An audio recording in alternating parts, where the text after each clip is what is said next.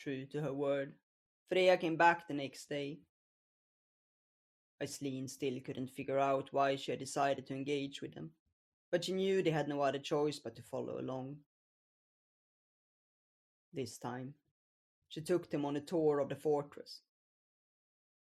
It was an old castle, built over generations, and it seemed like each ruler had had their own idea and wanted to leave their mark on it. Some parts, Aislin recognized, had taken their style from the more southern kingdoms, while others seemed to be uniquely northern. Even more unusual, some parts had been blocked off when a new unit was built, and on more than one occasion, the hallway ended in a wall, forcing them to turn back. She was all dizzy when they finally returned to the main hall. I will ask the servants to bring lunch, Freya said. She left without another word, and a servant came up to them, gesturing for them to follow. Aislin glanced at Sami as they followed him. She still hadn't said anything, and Aislin wished she could ask her why, but with Eir always by their side, she hadn't dared to. The servant halted before a room, opened the door, and gestured for them to enter. Aislin stepped inside, holding Eru's hand.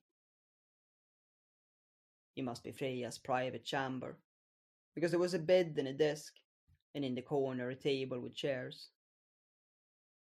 It reminded her of her own room, where she used to live, and it was a far cry from the simple room they stayed in now. She didn't have time to contemplate it any further, though, because at that moment, Freya stepped in. They will bring it soon. She gestured awkwardly to the table, and Aislin took a seat with Eir on her lap. Freya sat down opposite, and Sami took a place to the side. Silence fell over the table. Aislin wondered if she should say something, but she still didn't know if she was expected to act as a servant or a member of her nation. So, is Agnes treating you well in the kitchen? Freya asked. Aislin glanced at her. The kitchen mistress hadn't treated them unfairly, but even if she had, she would have given the same answer. Yes, thank you. Freya nodded. I'm glad. Once again, silence fell over the room. There were a lot of things Aislin could have asked Freya, pleasantries she could share, but she didn't know if it would be out of place, so she stayed silent. She was saved by the door opening, and the servants came in with trays of food. From the looks of it, it wasn't the same simple food as they shared in the kitchen, but something more fitting for the royal family. They placed it on the table, bowed, and left.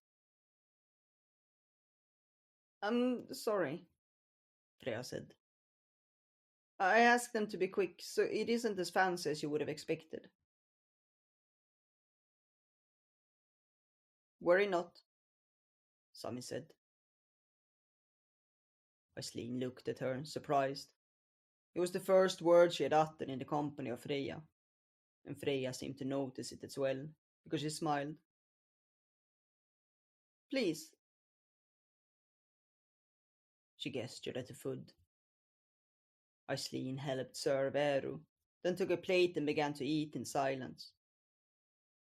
Maybe Freya had been encouraged by Sami's words, because she turned to her and asked, As a royal guard, you must have been used to more fancy events. Sami nodded. King Nambar was ever generous with his feasts. Freya nodded, seemingly trying to come up with something else to say. I'm sure they are lavish. I've never tasted Sarban food myself. It is different, but in equal measure to the Northern Kingdom. Freya fell silent for a moment before changing the subject. If you wish, I can show you the stables tomorrow. She glanced at them hesitantly, and Aislin bowed her head, wondering where this all would lead.